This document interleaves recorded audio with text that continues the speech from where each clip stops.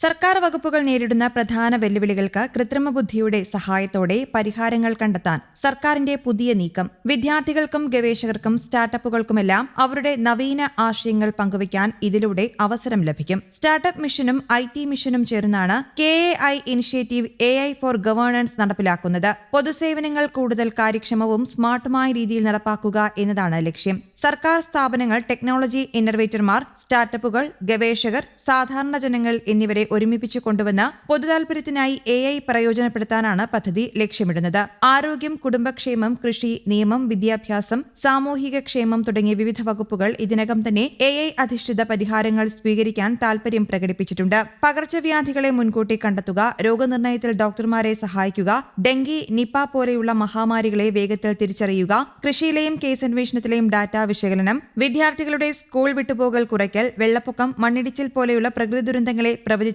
മുൻകരുതൽ സ്വീകരിക്കൽ തുടങ്ങിയ മേഖലകളിൽ പദ്ധതി പ്രയോജനകരമാകും.